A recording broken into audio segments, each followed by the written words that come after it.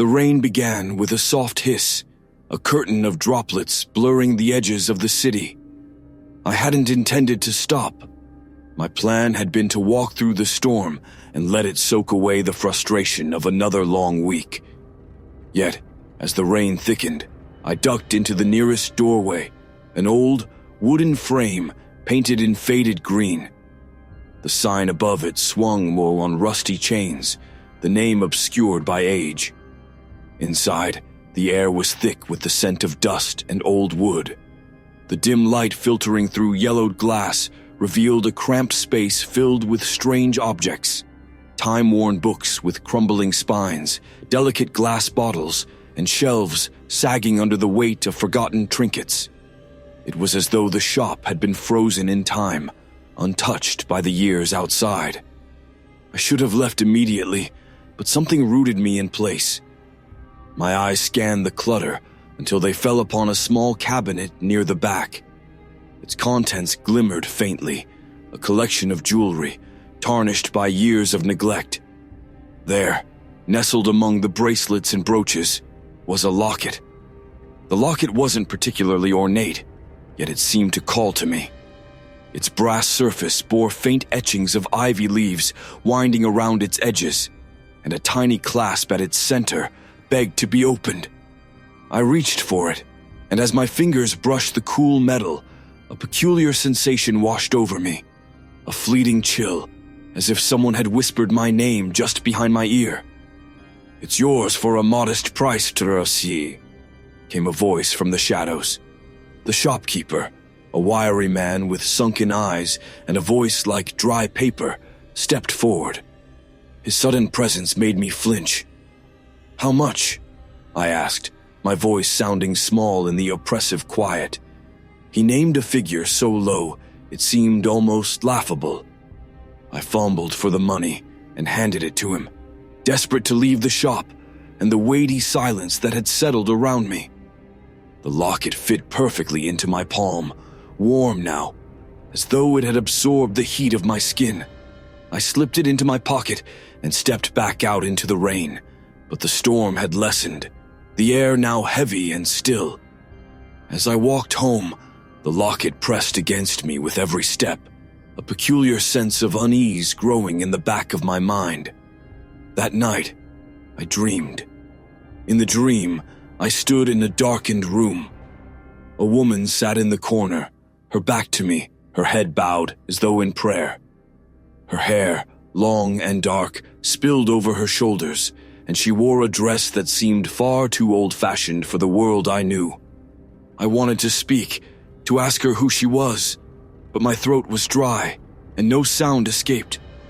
She turned her head slightly, and though I couldn't see her face, her voice filled the room, soft and mournful. "You have it," she said. "You must give it back." When I awoke, the words lingered like a distant echo. The locket sat on my nightstand, glinting faintly in the moonlight that filtered through the curtains. The following day, the dream remained fresh in my mind, its details refusing to fade with the morning light. I told myself it was nothing, a stray thought woven into the fabric of sleep. But the locket seemed heavier now, as though it carried the weight of the dream within its brass shell. I placed it around my neck. The chain was delicate but surprisingly sturdy, and as it settled against my skin, a strange warmth pulsed from it, a rhythm that seemed to sync with my heartbeat.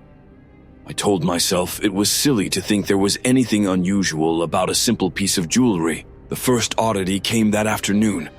I caught sight of my reflection in the bathroom mirror, and for a moment, it didn't feel like my own. My face was there, yet it seemed slightly wrong. The angles sharper, the eyes darker, as though a shadow had passed over it. I leaned closer, staring, and as I did, a faint shape flickered in the background. I spun around, but there was nothing there, just the tiled walls and the faint hum of the air conditioning. My heart thudded painfully in my chest, and I touched the locket instinctively. It was cool now, a sharp contrast to my clammy skin. By evening, the whispers began. At first, they were faint, barely audible over the sound of the television. I chalked it up to the wind rattling the old windows or the distant hum of the pipes in my apartment.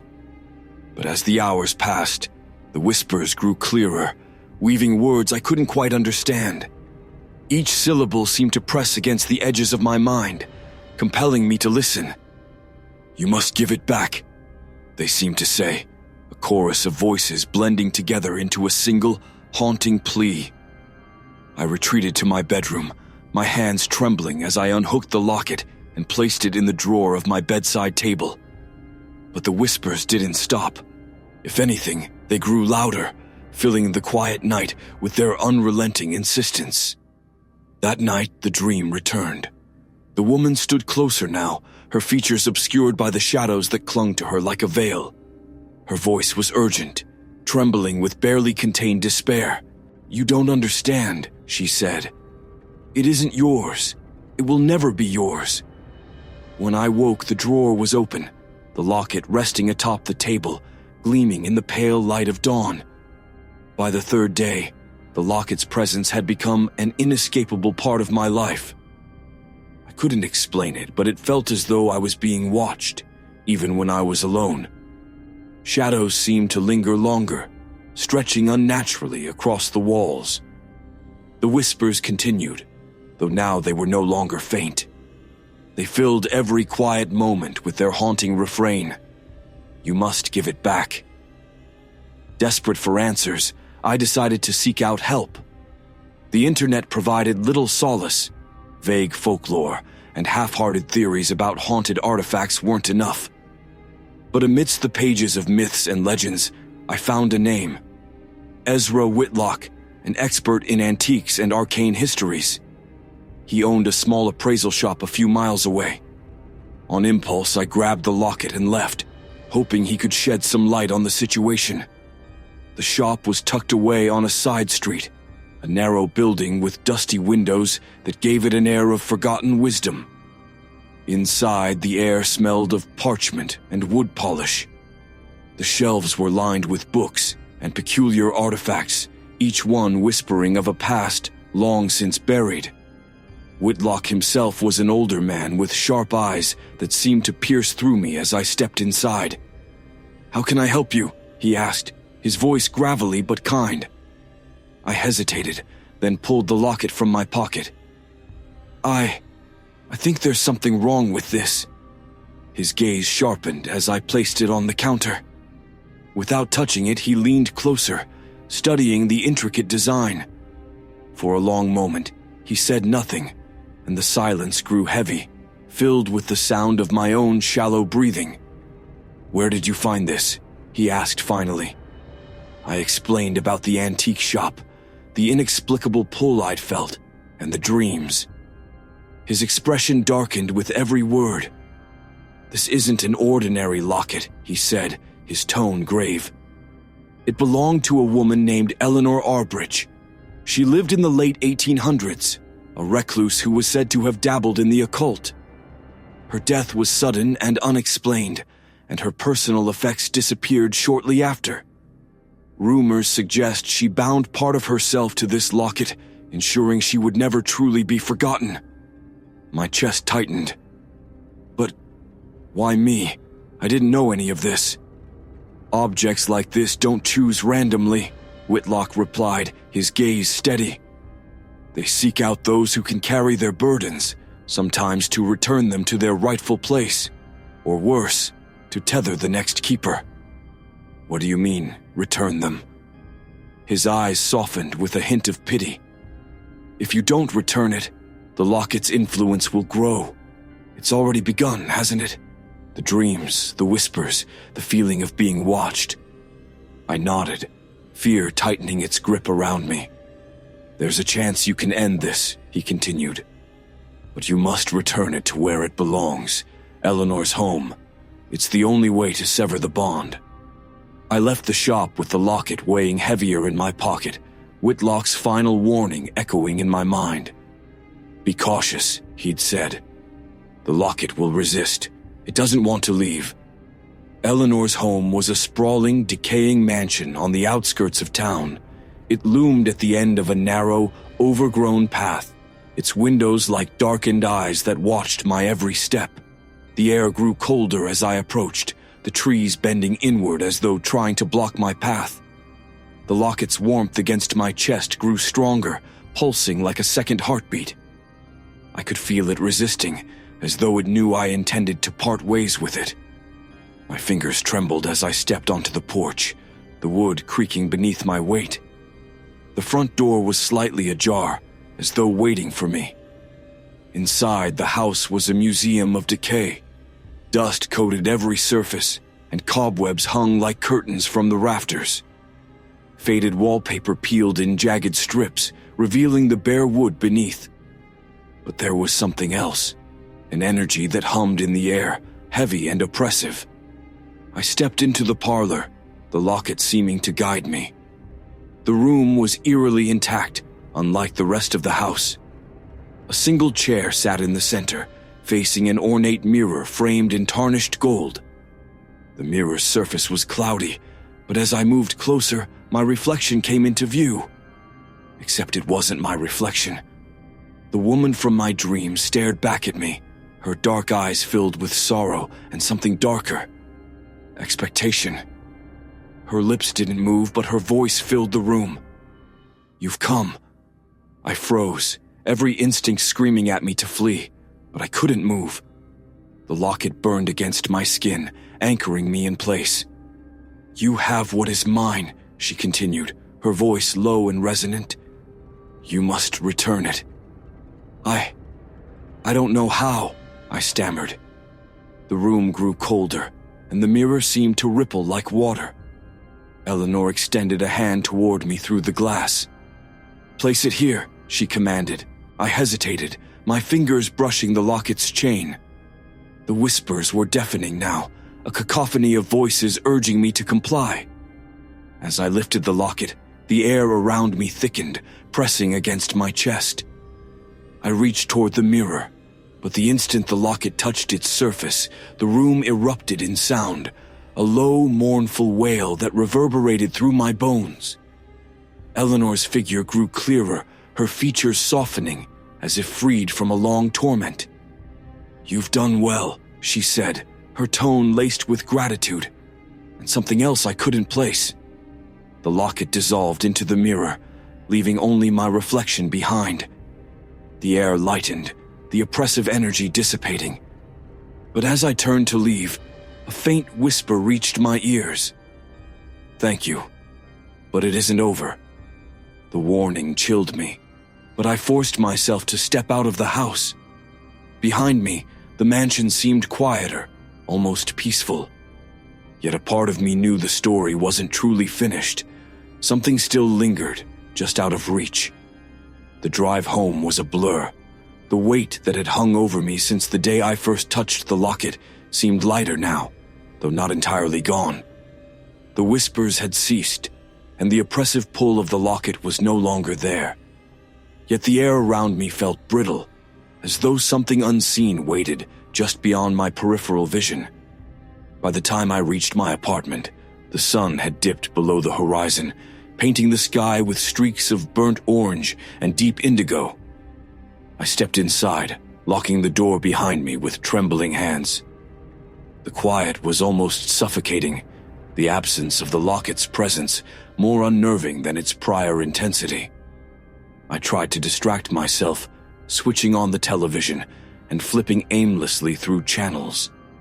But my mind kept returning to the image of Eleanor in the mirror, her sorrowful eyes, and the strange tone of her final words.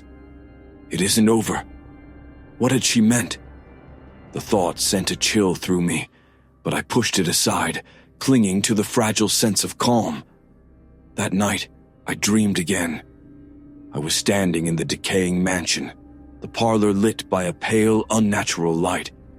The mirror stood before me, its surface smooth and gleaming. This time, Eleanor was nowhere to be seen. Instead, my own reflection stared back, unnervingly still. My chest tightened as the figure in the mirror began to move, tilting its head in a way I hadn't. Its lips curled into a smile that didn't belong to me. "You think it's over," the reflection said, its voice layered with echoes. "You think you've won?" I tried to speak, but my voice was trapped, swallowed by the dream. The reflection's grin widened, and its eyes darkened, hollowing into black voids. "The locket was never the end," it whispered. "Only the beginning." I woke with a start, my body drenched in cold sweat. The room was dark, the faint hum of the radiator the only sound. I sat up, clutching my chest as my breathing slowed. It was just a dream, I told myself, though the lingering dread in my gut suggested otherwise. As I glanced toward the window, my heart stopped. The reflection was there, clear as day, staring at me from the glass. My breath hitched as it tilted its head, mirroring the movement from the dream. Its lips moved soundlessly, forming words I couldn't hear. Then, as quickly as it had appeared, it vanished, leaving only the faint outline of frost on the pane. The whispers returned that morning. They were faint, like an echo from far away, but unmistakable. Their words weren't as insistent this time, more like a reminder of their presence. I told myself I was imagining things, but every shadow seemed to stretch too far. Every mirror held something just out of place. It was as though the air around me had shifted subtly, a faint undercurrent of wrongness that I couldn't shake. Weeks passed, and the sensations dulled, but never disappeared entirely. I found myself avoiding mirrors, the reflective surfaces of windows, even the gleam of my kitchen sink. Something always seemed to lurk just beneath, waiting for me to look too long. I returned to Whitlock's shop in search of answers, but it was boarded up, the windows dark. A for lease sign hung crookedly on the door. He had vanished, leaving no trace behind, as though he had never existed at all. Time marched on, and life regained a semblance of normalcy. Yet, late at night, when the world was quiet, I would still hear faint whispers threading through the air. They were never loud enough to understand, but their presence was undeniable. On occasion, I would catch a flicker of movement in a mirror, or feel the faint brush of cold air against the back of my neck when no window was open.